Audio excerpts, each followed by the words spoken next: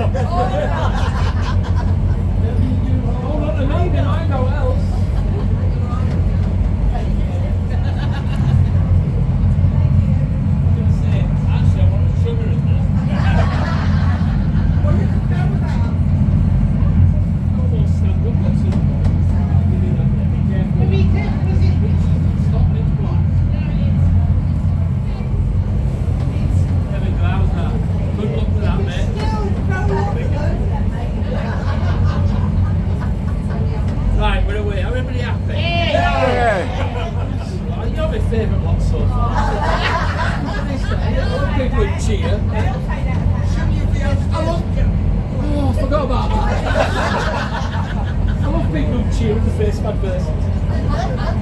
on top of the rescue helicopter, we've got quite a few lifeboats stationed out here. So we'll start with our offshore craft first. Behind us down at Yarmouth, you'll find an Iron class. Ahead of us at Bembridge, you'll find a Tamar. And if you're staying at Bembridge Coast and you look east and the mainland shore comes into view, look at Southsea. And over at Southsea, they've got a Tyne class. So that's our offshore lifeboats. Now on top of that, the RNI, they've got quite a few what they call Atlantic class coastal ribs. That's why they tend to rescue people here in the Solent. They're very fast, very versatile. Get on the beaches amongst the rocks and all that. And as I said, that's why they tend to rescue people in the Solent. Even swell like this, they send the rib out, get you. No messing about, because it's a lot easier for them. And we've got a lot of these Atlantic class ribs around here. There's one at Bembridge, one at Southsea, 2 in Portsmouth Harbour where we're headed.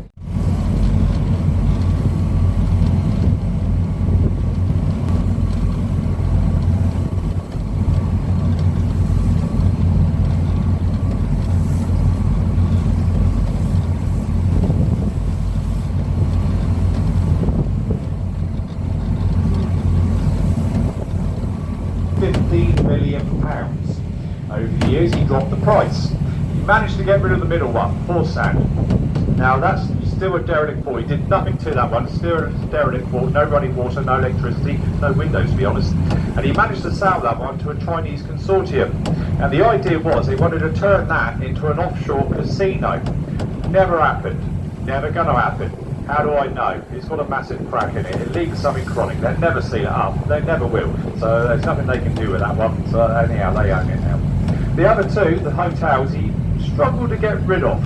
So 2 years ago, he actually put them up for auction. They've on your left, also one of the white ride coming out. So I've got to play the ball a little bit. I'm trying to keep it as calm as possible, but I've got to keep their movements in mind as well. Very close. Heading straight for the ferry. Look at it. Oh, Billy.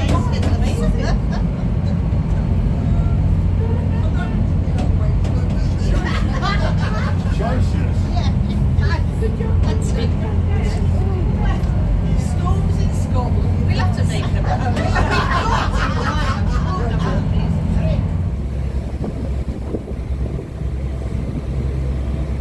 So we're coming up to the start of the Naval dockyard. It's marked by HMS Warrior, the first of our British ironclad warships. 9,210 tons, 280 foot in length, 58 foot across. The mast you see on the Warrior, they're 200 foot in height.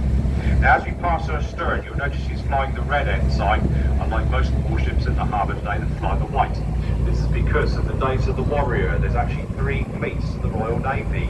The Red Fleet, the Blue Fleet and the White Fleet. Warrior is the flagship of the Red Fleet. That's why she still flies our red ensign to this day. She was launched 29th of December 1860 up at Blackpool, London. Looking across the buildings there, you'll just see the last of the normal three masts of HMS Victory. There's normally a lot taller than that, but she's undergoing a major refit, and that one's going to disappear very shortly as well. HMS Victory, Lord Nelson's flagship at the Battle of Trafalgar. You can't see it anyhow. Now also on your right hand side, Kingstairs Jetty. It's here that Buster Crabbe died in the water. April the 19th, 1956. Never to be seen again. Now we now know he is working for MI6, spying on a Soviet cruiser moored in the port of Portsmouth. Mystery still surrounds his disappearance to this very day. Now as the building's clear, you'll see a black building coming to view on your right hand side with a grey dome roof. This is home to the Merry Rose. So our first ship today is HMS Queen Elizabeth, and she is the first of the 2 aircraft carriers to be built at a cost of £3.1 billion each. She's 70,000 tonnes, 280 metres in length, 39 metres across. There's 11 metres of her under the water. From the flight deck down, she's actually got 9 decks. Powered by 2 Rolls-Royce MT-30 turbines, producing some 48,000 horsepower. Gives her a top speed of 26 knots with a range of 10,000 nautical miles. Now she's carrying the new F-35 Lightning Strike multi-role fighter planes, built in America at a cost of £100 million each. Helicopters should carry Chinooks, Apaches, Merlins and Wildcats. Now depends on what she's sent out to sea to do, will depend on what aircraft she actually takes with her. 2 large lifts to get the aircraft from the hangar below up to the very large air deck. On the air deck, the 2 accommodation blocks, the rear one flight control. That's where they control all the landings and takeoffs. The front one, the navigating block, where they do the navigating and the driving. On the Queen Elizabeth, you will find the 679 crew, though she can carry a maximum of 1,600 persons.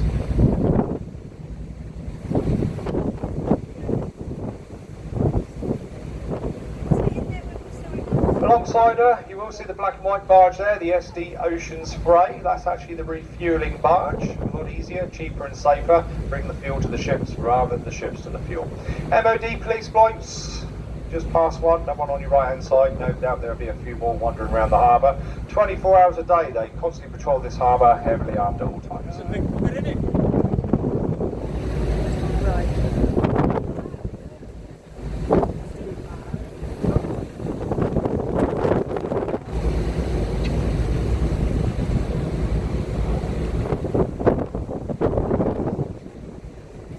So the corner of the quay on your right, this is known as the North Corner. That's as far as Portsmouth Naval Dockyard used to go.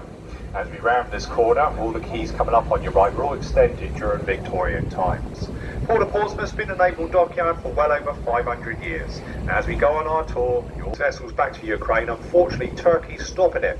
They've got to go through Turkish waters. At this moment in time, they're not allowing this to happen. Ahead of them, D-33, which is HMS Dauntless, and she's one of our Type 45 destroyers.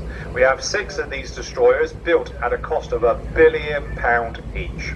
7,350 tonnes, 152 metres in length, 21 metres across. They got a top speed of 29 knots.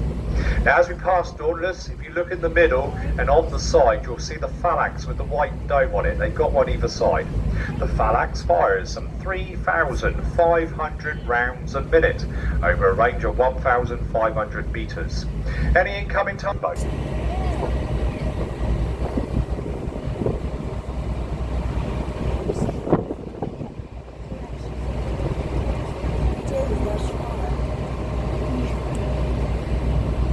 Across the quay on your right here, you will get some good views at number 3 basin. This is the basin that was dug out by hand by the prisoners of war. Actually used some 2,000 convicts and around 1,200 paid labourers dig this pond out. It's actually 5.7 metres deep over there, all dug out by hand. Now the next one coming up on the outside berth here, this was HMS Enterprise. She's one of our hydrographic survey vessels. This one has literally just been sold and they're preparing her to be towed away. She's going off to Bangladesh to join their fleet, their Royal Naval fleet over there.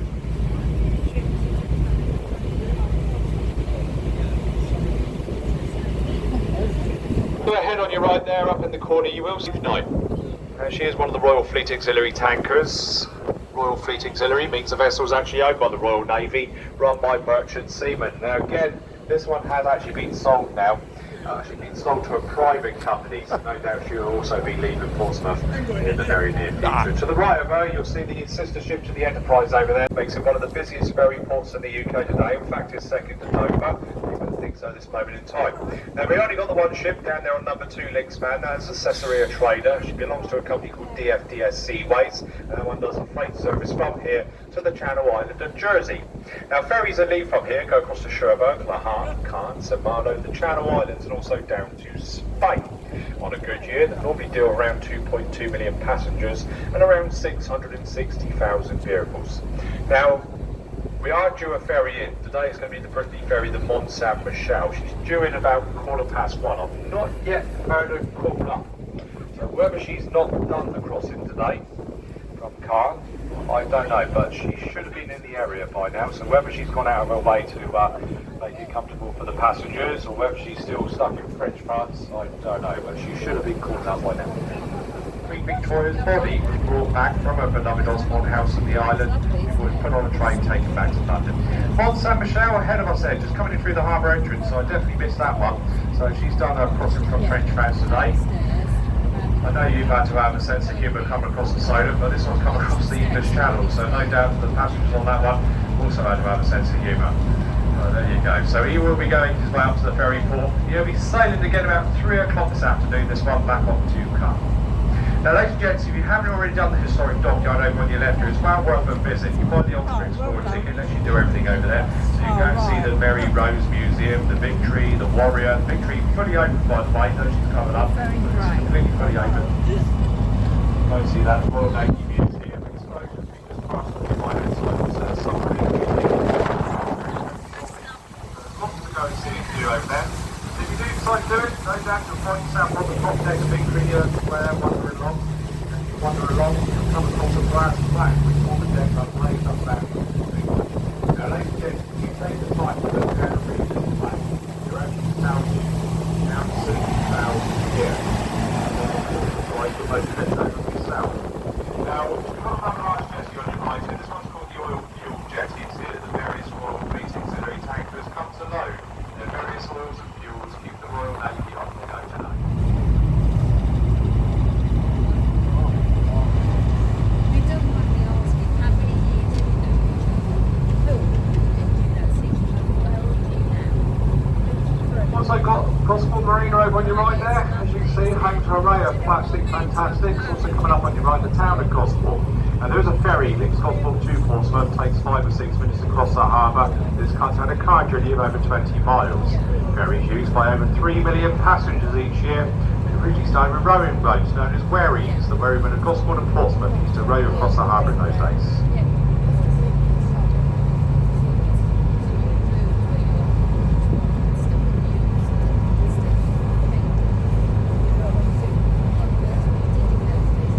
Vessels coming out of the harbour entrance here. It's very, very narrow. They only like a few coming in and out each time. So it's got a hold here for a little while. Let the same go through, and then we will be following them out.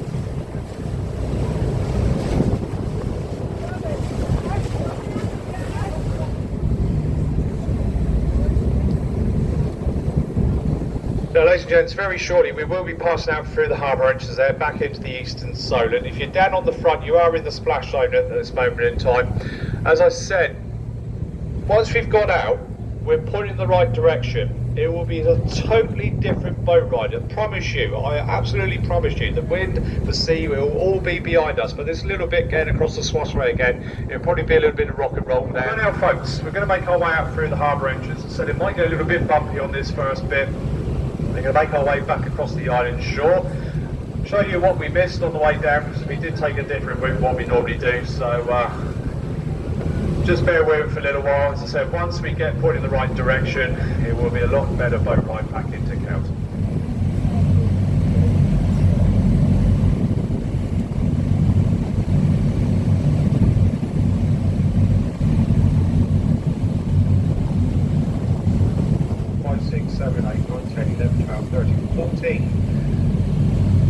Totally different day now, isn't it?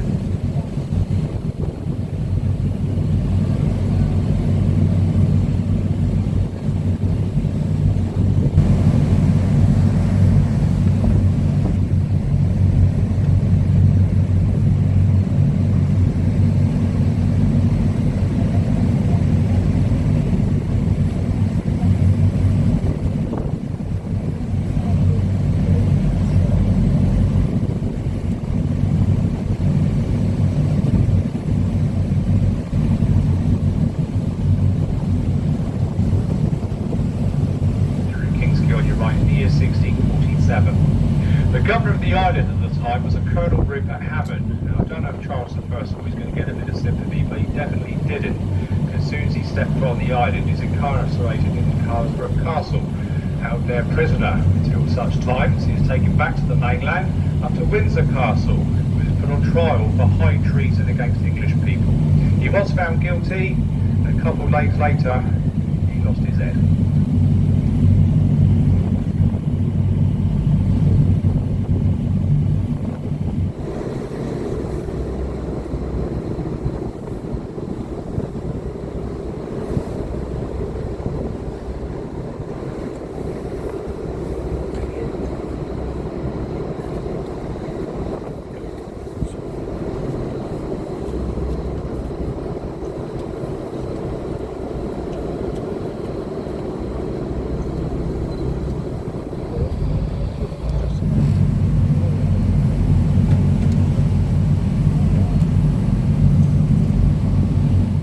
Surf City all the way into Cowes.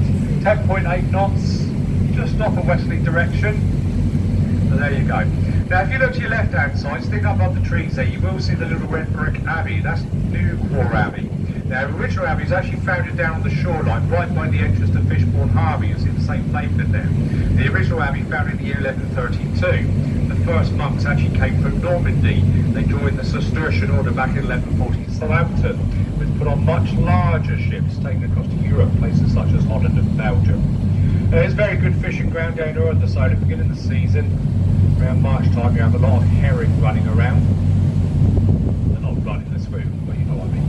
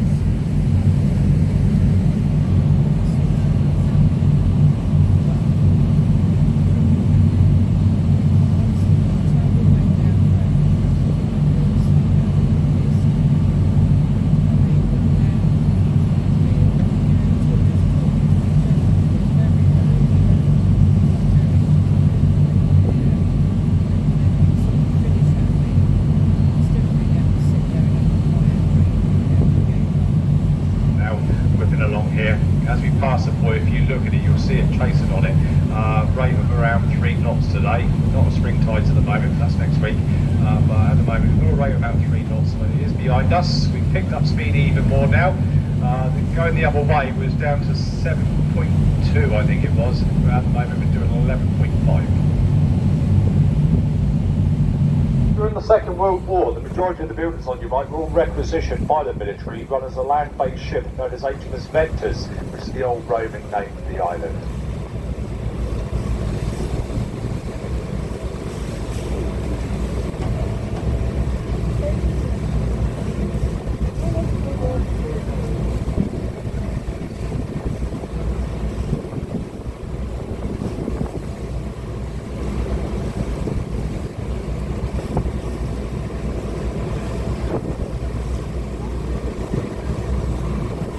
Actually home to our lifeboat station, one of the Atlantic class coastal ribs. That's where it lives, in the building there with the blue fascias. That's if it's not already around trying to rescue somebody today. Also, as we pass the Island Sailing Club, we've got a couple of pink houses on your right. Now the first one we passed, the square of the two, is known as the Commodore House, once owned by Upper Fox, famous for a designer, sailor and friend of the royal family. In fact, he taught most of the older generation how to sail. He lived there until his death in 1972. During the Second World War, Upper Fox actually mounted a gun on the top of his house and took pot shots to the German Luftwaffe as they come across to bomb our green and pleasant land. Well, he didn't anticipate the Germans firing back at him, which they did, so he soon removed that gun.